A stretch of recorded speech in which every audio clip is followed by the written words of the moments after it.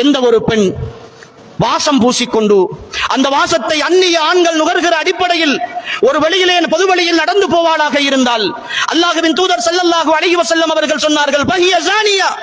நாளை மறுமையில் அவளுடைய பெயர் விபச்சாரிகளுடைய பட்டியலில் இருக்கும் என்று சொன்னார்கள் ரசூல் ஸல்லல்லாஹு அலைஹி வஸல்லம். வாழுகிற பொழுது பத்தினியாக வாழ்ந்த பெண், ஆனால் அடுத்த ஆண்களை கவர வேண்டும் என்பதற்காக, அடுத்தவர்கள் அந்த வாசத்தை நுகர வேண்டும் என்பதற்காக ஒரு சபைக்கு போகிற பொழுது வாசனை திரவியங்களோடு வெளிநாட்டிலே இருந்து நானா வாங்கி அனுப்பியது, வாப்பா வாங்கி அனுப்பியது, கணவன் வாங்கி அனுப்பியது என்று சொல்லி அவற்றையெல்லாம் அடித்துக் கொண்டு வீட்டிலே இருக்கிற பொழுது, உங்களுடைய மகரமான ஆண்களோடு இருக்கிற பொழுது நீங்கள் சந்தோஷமாக இருங்கள், நல்ல ஆடைகளோடு இருங்கள், கவர்ச்சிகரமாக இருங்கள் உங்களுடைய கணவனுக்கு முன்னால். ஆனால் இப்பொழுது எல்லாம் மாறி நடக்கிறது. வீட்டிலே இருக்கிற பொழுது பல வருடங்களுக்கு முதல் தைத்த ஒரு ஊத்தை ஆடையோடு, அதை கிட்ட நெருங்க முடியாத வீரை வாசத்தோடு இருக்கிற ஒரு ஆடையோடு, 4 பக்கம் கிழிந்து போய் இருக்கிற ஒரு ஆடையோடு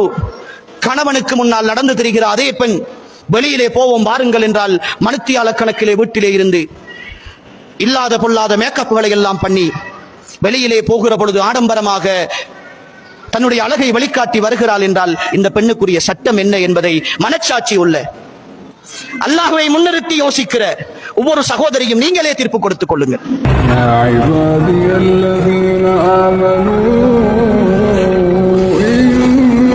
أرضي واسعة